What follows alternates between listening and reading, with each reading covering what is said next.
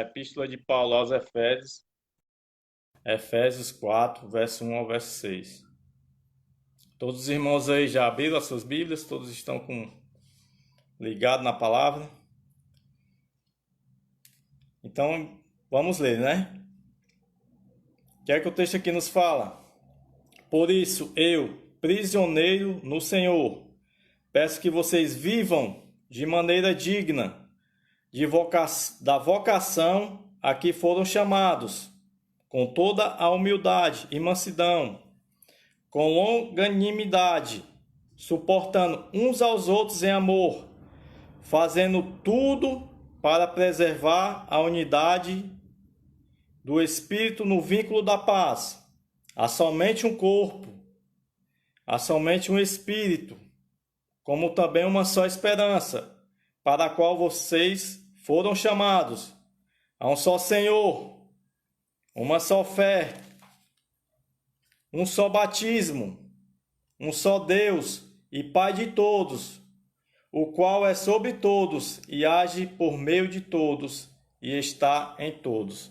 Louvado seja Deus. Senhor, em nome de Jesus, te pedimos, Senhor, mais uma vez, que a tua graça seja derramada em nossos corações, abrindo nosso entendimento, abrindo nossos ouvidos, Pai, para que a tua palavra venha ser semeada, Pai, e que ela venha se multiplicar em nossas vidas. Em nome de Jesus. Que o Senhor, Pai, venha edificar a tua igreja com essa palavra. Esse é o intuito da tua mensagem, que a tua igreja seja edificada. E também aqueles que estão perdidos, Pai, que seja alcançado pelo poder do teu evangelho. Em nome de Jesus, é assim que te oramos e já te agradecemos. Amém. Então, o tema da nossa pregação hoje é a unidade da igreja e o seu fundamento. A unidade da igreja e o seu fundamento. Assim como Filipenses, Colossenses e Filemon, essa carta de Paulo aos Efésios, ela foi escrita, quando Paulo estava preso em Roma, após a sua segunda viagem missionária, no ano de 61 depois de Cristo. E nessa carta, o apóstolo Paulo apresenta a vida cristã em duas perspectivas, Do capítulo 1 ao capítulo 3, ele vai falar de todo o plano de Deus na salvação do homem. Essa salvação ela é totalmente feita pela graça de Deus, Pela soberania de Deus.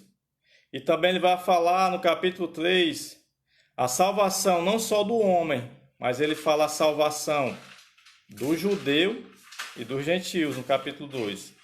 Ele derruba o muro da separação e une o povo judeu e o povo gentil, formando a igreja de Cristo. Por isso, o texto do capítulo 2 de Paulo nos deixa bem claro que o povo de Deus é a igreja do Senhor Jesus Cristo. Ou seja, é o povo do Antigo Testamento e é o povo gentil também, que foram salvos mediante a fé em Jesus Cristo. Aquele povo do Antigo Testamento, eles criam que Jesus viria, que o Messias viria libertá-lo. Então ali eles eram justificados. E o povo do Novo Testamento também, os gentios, a qual Paulo pregou. O povo que morava fora de Israel, o povo que não nasceu em Israel, o povo que não era judeu. E essa salvação, o plano é de chegar a todas as raças, todas as línguas e todas as nações. Esse é o sentido da salvação, do plano de Deus descrito no capítulo 1 ao capítulo 3. E a partir do capítulo 4, o apóstolo Paulo vai mencionar e vai exortar a igreja para praticar aquilo que ele já tinha mencionado no capítulo 1 ao 3, nos capítulos 1 ao 3. Qual seria o plano da salvação? Ou seja, a salvação, Paulo fala que é o início das coisas. E por seguinte, o crente, nós, irmãos, teríamos que praticar esse plano de Deus, essa salvação. Porque Jesus Cristo, ele não só nos salvou, mas ele nos preparou para ser um povo santo e irrepreensíveis em amor. Ou seja, Jesus Cristo, Deus nos salva através da graça de Cristo. O Espírito Santo nos capacita para andarmos em boas obras. Esse é o sentido da salvação, para que nós venhamos a glorificar a Deus com as nossas obras, glorificar o Pai diante dos homens. Então, meus amados irmãos, Paulo começa no capítulo 4, falando que nós venhamos a viver de um modo digno, que nós venhamos a ser reconhecidos como verdadeiramente filhos de Deus. Esse é o preço da nossa salvação. Foi um preço altíssimo. Por isso, importa que vivamos de modo que glorifique ao Pai. Esse viver, ele é recebido pela graça de Jesus. E o termo aqui, digno, significa equilíbrio. É eu ter uma vida equilibrada entre aquilo que eu aprendi, entre a doutrina de Cristo e a prática. É como eu... Desculpa aí, caiu aqui. É como eu tenho falado. Nós somos salvos para andarmos em boas obras. Então vejamos essa unidade na igreja. Como é que nós temos que viver? Então a primeira pergunta é: o que fazemos para preservar a unidade da igreja? O verso 1 vai nos dizer, o que é que Paulo fala? Por isso, eu, prisioneiro no Senhor, peço que vocês vivam de maneira digna da vocação que foram chamados. Paulo já introduz, exortando a igreja a viver de uma maneira digna. Ele inicia esse texto exortando a igreja para viver uma vida que seja, através dos princípios de Deus, uma vida que seja refletida à imagem de Cristo, a qual foram chamados. Muitas vezes nós achamos qual é o nosso chamado, né? Nós perguntamos qual é o nosso chamado, é louvor, é pregar a palavra, é ser diácono, é ser pastor, é ser presbítero, é ser compositor gospel, é ser cantor gospel. Não, a vocação, o nosso chamado é para glorificar a Deus através das nossas obras. É para que nós venhamos a ser verdadeiramente seus discípulos. É que nós venhamos a viver conforme aquilo que Jesus viveu aqui na terra e aquilo que ele nos ensinou. Esse é o propósito. É que nós venhamos a ser mansos, humildes. Que nós venhamos a ser pacientes uns com os outros. Que nós venhamos a ajudar uns aos outros, não só em palavras, mas em ações. Que nós venhamos a suportar uns aos outros. Sabemos que nós vivemos com pessoas diferentes em nosso meio, é no trabalho, é na igreja, é na família. E o amor de Deus evidenciado em nossas ações, ele faz que nós venhamos a suportar uns aos outros em amor. É nós negarmos as nossas razões e lutarmos pela paz. Então, meus amados irmãos, no capítulo 1 de Efésios, no verso 4, Paulo fala que Deus nos escolheu para sermos santos e irrepreensíveis diante dele em amor. Nós fomos escolhidos para refletir o amor de Cristo nas nossas práticas, nas nossas ações, e assim a vida de um verdadeiro cristão. Então aqui o texto deixa bem claro para nós igreja, que nós fomos unidos no corpo de Cristo para vivermos uma vida digna no Senhor. Somos instrumentos de Deus para gerarmos o quê? O fruto do Espírito.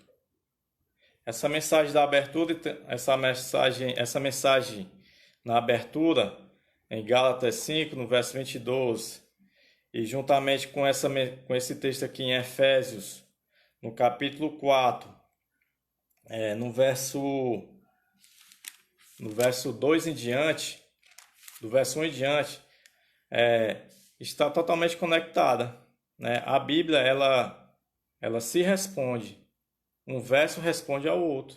A Bíblia ela não se contradiz. Então, quando você lê Gálatas 5, no verso 22, e esse capítulo aqui, 4 de Efésios, do verso 1 ao verso 5, ou ao verso 4, você vai entender que estão totalmente conectados, até pelo mesmo autor, é o próprio apóstolo Paulo. Ele escreve a carta não só para os Gálatas, mas ele escreve também para os Efésios, né? Então, o que fazemos? Né? A primeira pergunta foi o quê? Como fazemos? Agora, o que fazemos para preservar essa unidade da igreja? O que fazemos para preservar a unidade da igreja? E o verso 2 vai descrever o que nós temos que fazer para preservar essa unidade. Leamos mais uma vez o verso 2. Com toda a humildade e mansidão, com longanimidade, suportando uns aos outros em amor. Verso 3. Fazendo tudo para preservar a unidade do Espírito no vínculo da paz. Aqui no verso 3, Paulo nos fala que já existe uma unidade. Ele não fala para criarmos uma unidade, mas ele fala: preservem, guardem essa unidade. Guarde essa unidade que já existe, que foi instituída por Deus. Quem instituiu essa unidade foi o próprio Senhor. Em seu plano eterno, Deus faz todo o plano da salvação em nossas vidas. Jesus Cristo vem com a sua graça, executa o plano e o Espírito Santo nos capacita nesse plano. Toda a ação da nossa salvação, da salvação da igreja, está totalmente pela soberania da Trindade de Deus. Deus Pai, Deus Filho e Deus Espírito Santo. Eles agem igualmente. Eles agem de uma forma única, em sentidos diferentes. Esse é o sentido da graça em nossas vidas, meus amados irmãos. E o Filho de Deus, ele morreu por esse povo. E o Espírito Santo chama esse povo através do Evangelho e o constitui como corpo de Cristo. Ou seja, no plano espiritual nós somos o corpo de Cristo. Cada um de nós somos membros desse corpo. E Cristo é o cabeça desse corpo. É por isso que nós temos que se submeter ao cabeça, que é Cristo. Nós temos que se submeter ao nosso Senhor, ao senhorio de Cristo. É fazermos aquilo que Ele viveu, que Ele ensinou, com seu exemplo. E assim é o nosso modo de viver.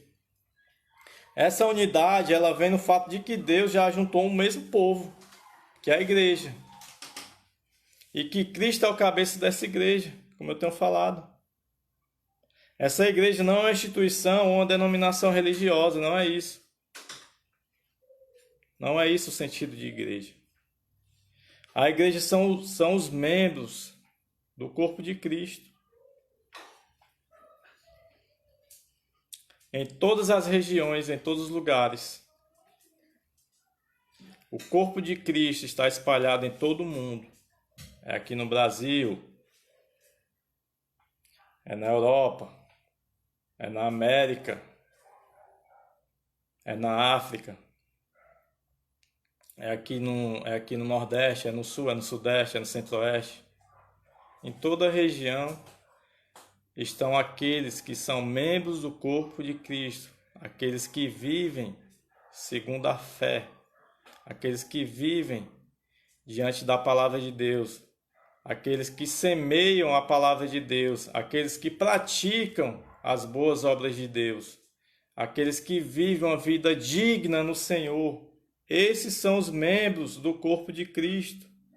Esses são aqueles que glorificam a Deus mediante as suas ações, mediante as suas atitudes. Esse é o propósito. Esse é o que Deus nos ensinou através do modelo de vida de Cristo Jesus. Então somos um povo de Deus espalhado por muitas denominações. Em várias denominações também a igreja está unida, é um só corpo. Em muitas culturas, em muitos lugares. A palavra aqui, vínculo, que está descrita no verso 3, preservem a unidade do Espírito no vínculo da paz. Ou seja, a palavra vínculo significa aquilo que liga duas ou mais coisas. É esse o vínculo que nos une. É o próprio Espírito Santo que une a igreja, que chama a igreja para viver uma vida de paz, uma vida de alegria no Espírito, uma vida de viver no Espírito mediante as adversidades, mediante as dificuldades. A igreja está alegre, a igreja está gloriosa e perseverante em meio a essas situações. E essa paz, por meio do Espírito Santo, é que nos mantém juntos. E para que essa paz haja em nosso meio como igreja, é onde nós congregamos, é onde nós se reunirmos, é em casa, é no trabalho, é em qualquer lugar. Tem que haver humildade, tem que haver mansidão, tem que haver longanimidade. Temos que suportar uns aos outros em amor. Então, para que nós venhamos a ter paz, a viver uma vida digna, temos que gerar esses frutos, a qual Paulo descreve aqui, no verso 2 em diante. Agora cabe eu e você, igreja. Cabe a mim e cabe a você conservar essa unidade na prática. No dia a dia, evidenciando o plano de Deus e demonstrando com frutos diante do mundo. E é com base no verso 2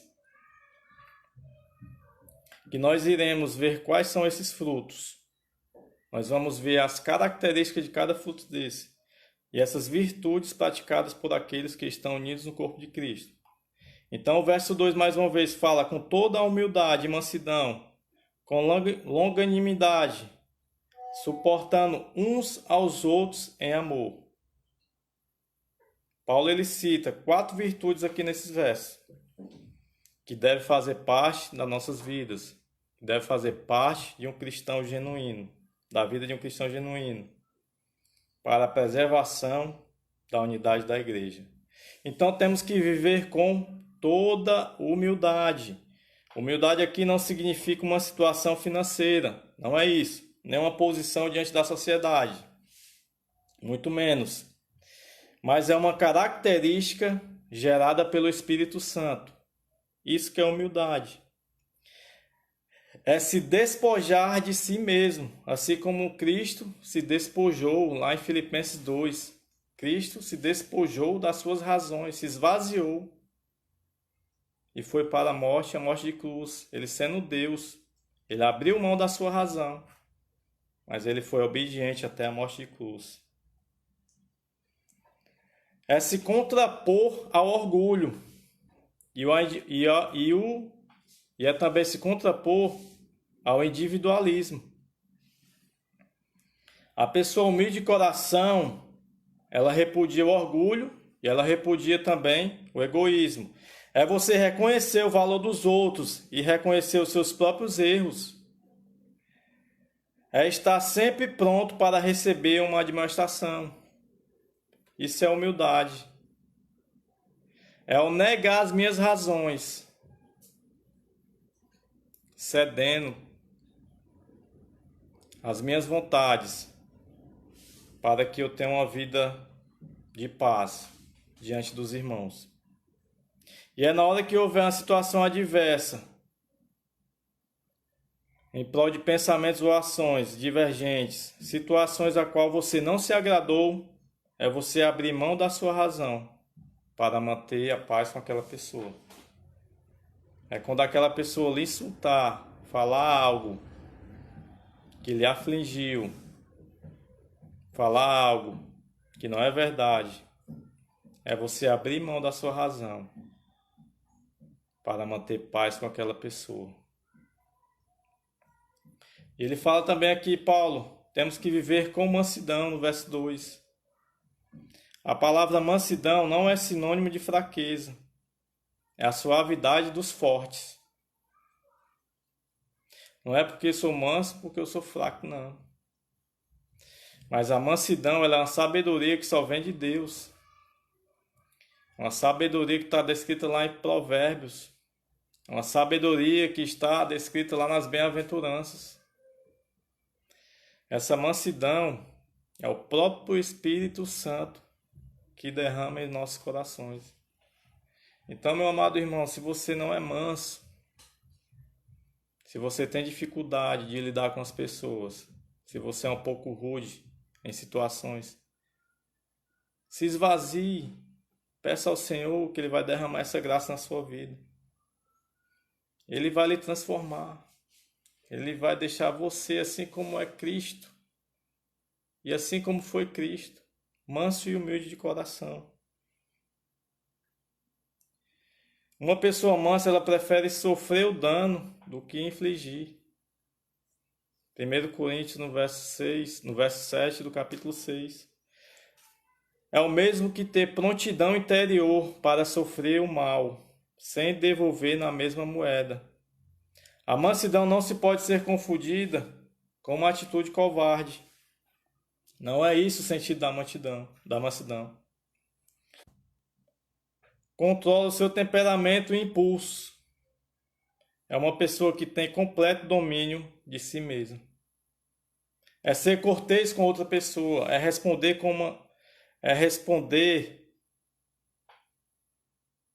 com brandura a uma afronta.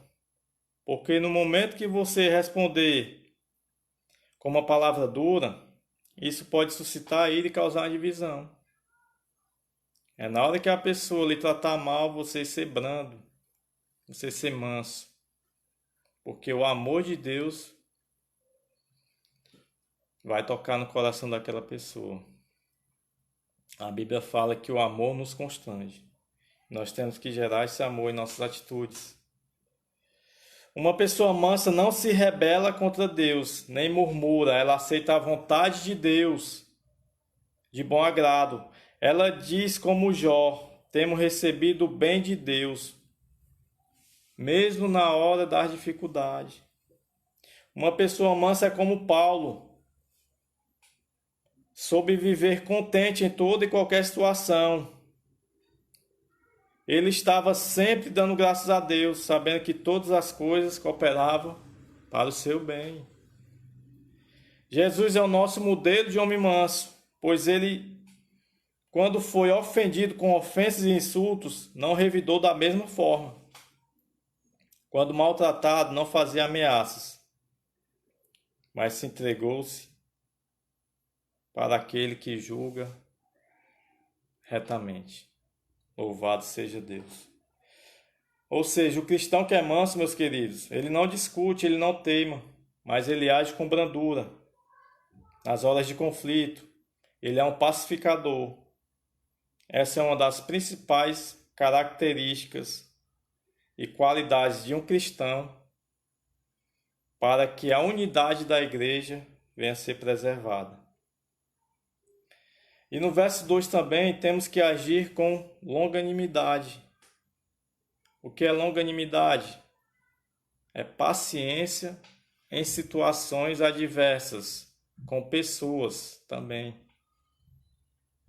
É o ter paciência, principalmente com pessoas, com relacionamentos, com o viver diário, suportando uns aos outros em amor. É um longo ânimo, é um estado de espírito esticado ao máximo. É a pessoa que aguenta um insulto sem amargura e lamento. Meus queridos, viver em Cristo é loucura para o homem natural. É nós vivermos de uma forma totalmente extrema do que a sociedade, que esse mundo caído prega. É nós cedermos às nossas razões para que Cristo venha a ser glorificado. É um agir com equilíbrio em momentos difíceis, sem atitude de vingança. E quando acontecer na sua vida, meu irmão, eu te pergunto, eu te falo, se já aconteceu ou se quando acontecer na sua vida, uma situação que uma pessoa vier lhe ofender injustamente, ou lhe tratar mal, ou lhe acusar de alguma forma de algo que você não fez, você tem que agir sem prova, sem querer provar que está certo e o outro está errado. Não precisa você correr, não, quero provar que eu estou certo.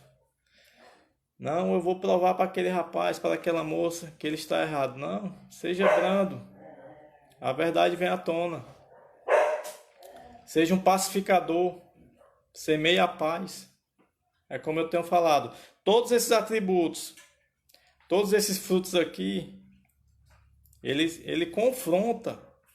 Esses frutos agindo em sua vida, ele vai confrontar aquela pessoa que lhe ofendeu. Porque o amor constrange, meus amados irmãos. E foi o amor de Cristo que nos constrangiu na cruz do Calvário. Nós sendo inimigos dele. Pelos nossos atos, pelos nossos pecados, nós ofendemos a Ele com as nossas más obras, com as nossas ações. Mas Ele foi manso e humilde. Ele não retribuiu aquilo que nós merecíamos, mas Ele fez o contrário. Pelo amor dele, Ele nos salvou nesse plano maravilhoso. Então, quando a Bíblia fala que nós temos que vivermos a imagem e a semelhança de Cristo, é que nós temos que refletirmos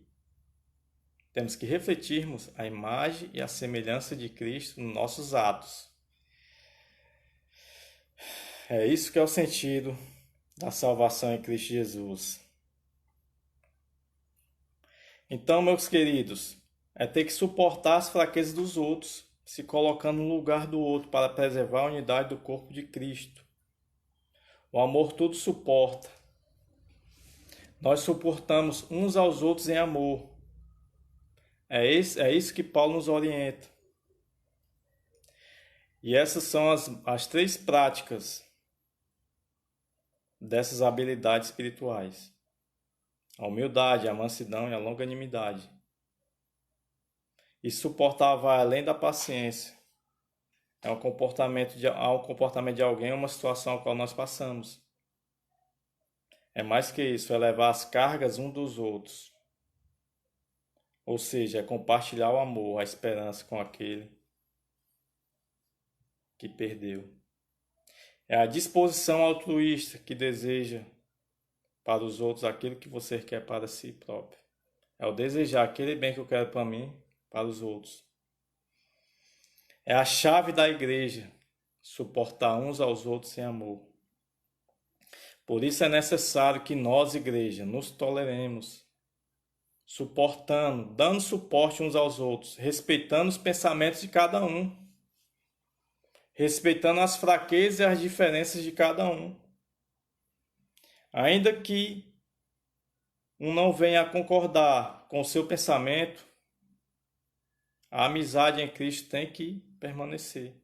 Se você pensa de uma forma em alguma situação e aquele irmão pensa de outra forma, o que tem que prevalecer não é os pensamentos divergentes, mas é a amizade, é o amor de Cristo na vida de cada um. E ainda que não venha a concordar, ser das suas vontades, ser das suas razões. E é pelo fato das pessoas não se suportarem hoje, é que vem a desunião. Não só na igreja, mas nos casamentos, nos relacionamentos e também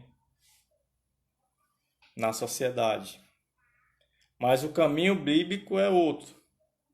É um caminho de renúncia. Então, a graça da unidade, ela vai se basear em quê? No fundamento da Trindade. E o apóstolo Paulo vai descrever esse fundamento. E qual seria esse fundamento que a igreja tem que estar fundamentada? Tem que estar enraizada, tem que estar gerando frutos desse fundamento. Paulo vai descrever esse fundamento aqui, do verso 4 ao verso 6. Há somente um corpo, um só espírito, como também uma só esperança, para a qual vocês foram chamados. Há um só Senhor, uma só fé, um só batismo, um só Deus e Pai de todos, o qual é sobre todos e age por meio de todos e está em todos. Meus amados irmãos, só para lembrarem aos santos da igreja, que quando a Bíblia aqui descreve todos, nós temos que entender o contexto. O contexto aqui de todos é a igreja. Então a igreja, nesse sentido aqui, ela não é todos. São aqueles que creem em Cristo Jesus. É nesse sentido, essa fundamentação está sobre aqueles que creem em Jesus Cristo, aqueles que verdadeiramente tiveram uma fé genuína e se arrependeram dos seus pecados e vieram a crer no único Senhor e Salvador Jesus Cristo. Todos são esses que a Bíblia descreve aqui, que Paulo descreve. Mas a soberania também de Deus está sobre todos. Mas o fato aqui, o contexto aqui do texto é a unidade da igreja, é o corpo de Cristo. Então Paulo vai descrever aqui no verso 4, há um só corpo, um só espírito, uma só esperança. Ou seja, existe uma igreja verdadeira, é o corpo de Cristo. Ela é formada de judeus e gentios, como eu tenho falado no verso anterior. É a única família que está aqui na terra e que está no céu. É uma família espiritual. E o ser humano, a pessoa começa a fazer parte desse corpo quando ela é o quê? Gerada pelo Espírito Santo. Quando ela vem a crer em Jesus Cristo. Quando ela é batizada pelo Espírito Santo nesse corpo. A Bíblia fala lá em Efésios, lá em Romanos, no capítulo 6, no verso 5, que nós fomos batizados com Cristo na sua morte e ressurreição. Ou seja, o ato de Cristo, quando ele morre e ressuscita, ele já nos batiza por meio do Espírito Santo. Aqui não está falando de um batismo nas águas, de imersão ou aspersão, mas é um batismo espiritual.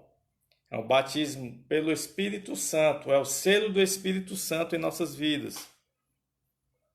Então, nenhuma igreja local ou denominação pode dizer que é a única igreja verdadeira. Pois a igreja de Cristo, ela é independente de denominações ou instituições religiosas. A igreja de Cristo que Paulo está se referindo aqui é o corpo espiritual de Cristo. É aqueles que estão espalhados em todos os lugares da terra. É o Espírito Santo que nos chama na mesma esperança. Ou seja, essa esperança aqui que Paulo descreve no verso 4. É uma esperança que o Espírito Santo enxerta em nossos corações e coloca no mesmo corpo. O Espírito Santo, ele é o agente da Trindade, ele vem nos nossos corações, ele gera a fé e ele gera o arrependimento e nos chama de uma maneira irresistível. Quem nega e quem negaria a um chamado genuíno de Deus, hein? Por meio do Espírito Santo. Ninguém pode resistir a esse amor, porque ele nos amou primeiro. Então a palavra de Deus nos diz: se alguém não tem o Espírito de Cristo, esse alguém não pertence a Cristo. Romanos 8, verso 9. Ou seja, nós somos selados pelo Espírito Santo, nós somos carimbados por esse Deus maravilhoso, que habita em nós, para glorificar o Pai que está no céu. Louvado seja Deus. E o Espírito Santo, ele nos coloca no corpo de Cristo e nos enche da mesma esperança. Qual seria essa esperança que o verso 4 aqui nos fala? A esperança da vida eterna, a esperança da volta de Jesus, a esperança que nós iremos reinar para todo sempre, a esperança que nós vamos morar na cidade celestial, juntamente com Cristo, a esperança que nós vamos morar numa nova terra com um novo céu, onde habita a justiça.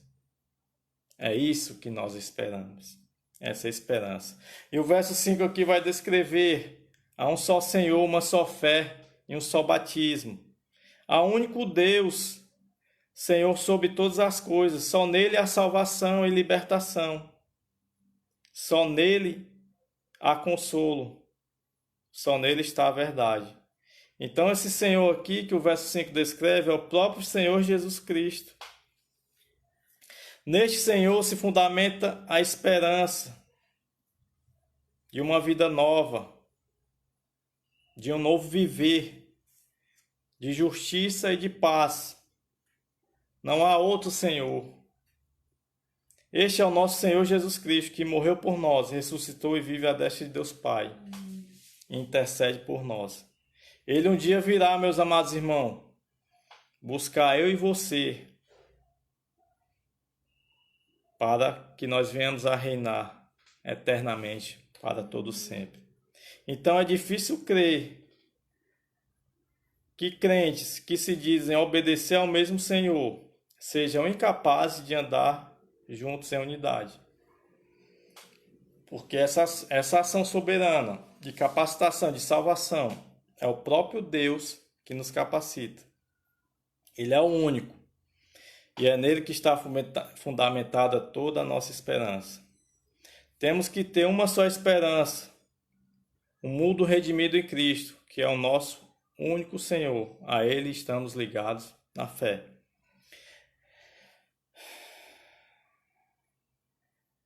Essa fé que o verso 5 aqui descreve é o próprio conteúdo da verdade que cremos. É o nosso credo, é a nossa confiança pessoal em Cristo como Senhor e Salvador. Essa fé é a própria fé salvífica. É por meio dessa fé que encontramos paz com Deus. Porque antes estávamos mortos em delitos e pecados, estávamos perdidos. Mas mediante essa fé fomos salvos. Essa fé é o caminho da graça que nos salva. O justo viverá pela fé. Romanos 1, verso 18. Essa fé é gerada em nossos corações pela graça de Deus gratuitamente. Ou seja, Atos 13, 48. Pela graça de Deus nós fomos o quê? Nós fomos destinados a crer. Nós fomos escolhidos para crer. Essa fé é a plena convicção que Cristo nos salvou e que Ele virá buscar a sua igreja para uma vida eterna. Estamos unidos em um só batismo, pelo Espírito Santo, no corpo de Cristo. Paulo vai falar à igreja de Coríntios, na sua primeira carta, no capítulo 12, no verso 13, Paulo fala que em um só Espírito todos nós fomos batizados em um só corpo, quer judeus, quer gregos, quer escravos, quer livres. E a todos foi dado a beber de um só Espírito. Não se trata aqui de batismo nas águas, como eu tenho falado, mas naquela operação invisível que o Espírito Santo realiza em nós. É a nossa união com Cristo, nós sendo a sua igreja amada. Em nome de Jesus.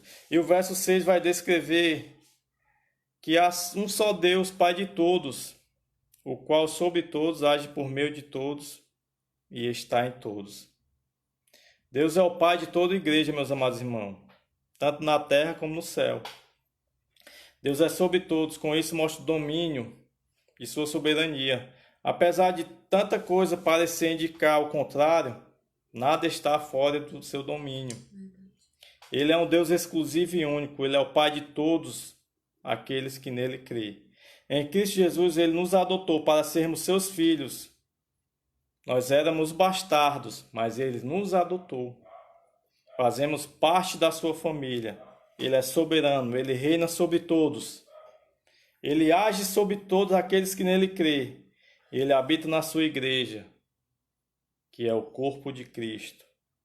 A conclusão que nós chegamos aqui, meus queridos, é que temos que nos esforçar para preservar essa unidade, que é o corpo de Cristo, que é a sua igreja, porque nós somos um povo de Deus, abençoado por esse Deus triuno. Assim como Deus Pai, Deus Filho, Deus Espírito Santo agem em unidade e em amor, nós, queridos, como igreja, temos que agir da mesma forma. Somos diversos, temos cada um características pessoais, pensamentos pessoais diferentes, mas a nossa fé, o nosso modo de viver e a nossa esperança tem que estar no Senhor Jesus. Nós somos um só corpo, um só povo. Nós somos a igreja amada de Deus. Louvado seja Deus, meus queridos.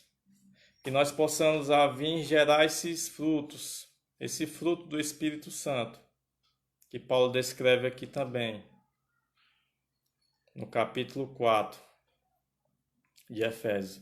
Que venhamos a praticar essas virtudes, que venhamos a mostrar pelas nossas obras, não por competição, mas naturalmente, que o Senhor está sendo glorificado em nossas vidas.